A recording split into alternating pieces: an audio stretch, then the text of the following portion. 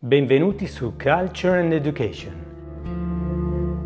Spesso le date che segnano il calendario di una nazione rischiano di diventare semplici caselle rosse, momenti di pausa dal quotidiano in cui il rito prende il sopravvento sulla riflessione. Ma ci sono giorni che non sono solo ricorrenze, sono fondamenta.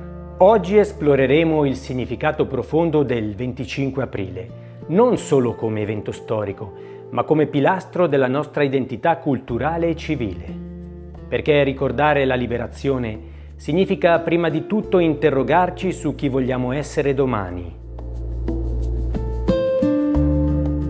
Il 25 aprile 1945 rappresenta il momento decisivo dell'insurrezione generale proclamata dal Comitato di Liberazione Nazionale dell'Alta Italia, che porta alla liberazione delle principali città del nord, come Milano e Torino.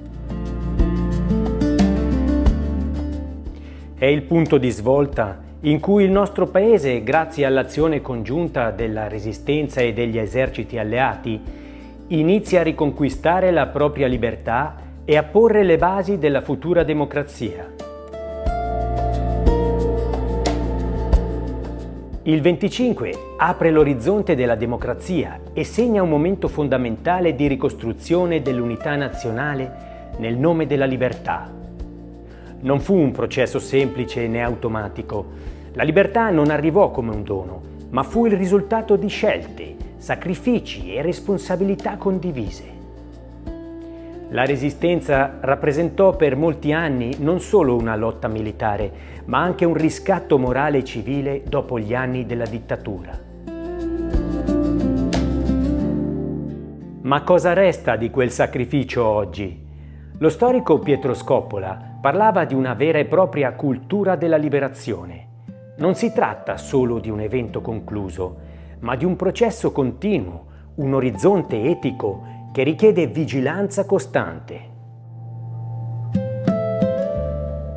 La liberazione in questa prospettiva è una responsabilità permanente, difendere la dignità umana, la libertà e la giustizia ogni giorno.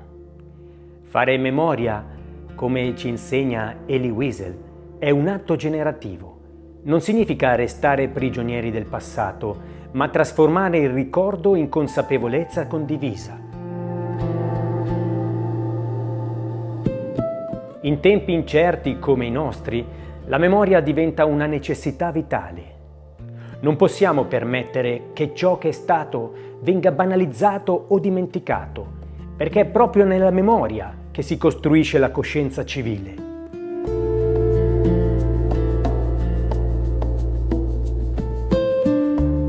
Guardare al 25 aprile con uno sguardo culturale significa anche confrontarsi con le voci più profonde della nostra letteratura.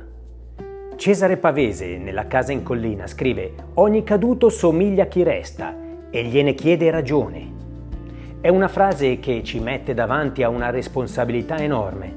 I caduti non appartengono solo al passato, ma interrogano il presente. Ci chiedono cosa stiamo facendo della libertà che ci è stata consegnata. Pavese suggerisce anche che ogni guerra finisce per colpire l'umano nella sua totalità, fino ad assumere i tratti di una lacerazione interna.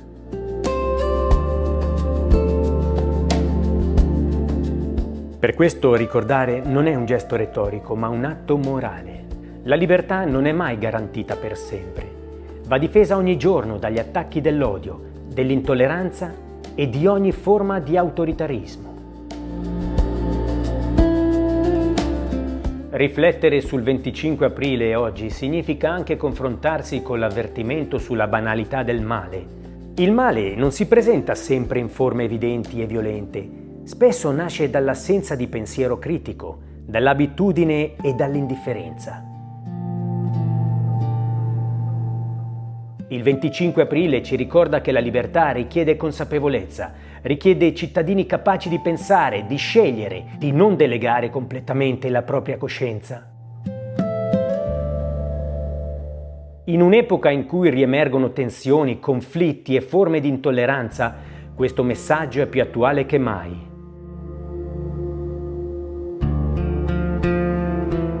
Il legame più profondo tra il 25 aprile e il nostro presente è rappresentato dalla Costituzione repubblicana.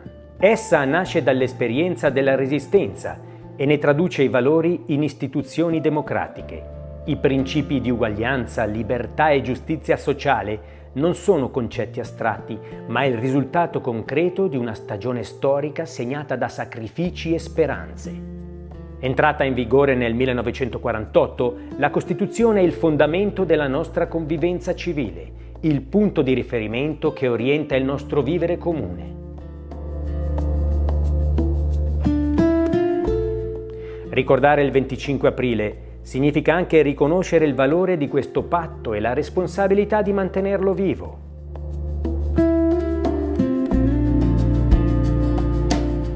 Oggi, in un'epoca segnata da interpretazioni diverse del passato e da nuove incertezze globali, fare memoria non è un gesto scontato, significa rifiutare l'indifferenza, significa riconoscere che la democrazia non è un dato acquisito, ma una costruzione fragile che richiede cura, partecipazione e consapevolezza.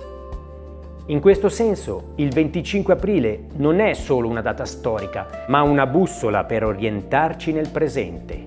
È l'invito a essere cittadini attivi, responsabili e consapevoli.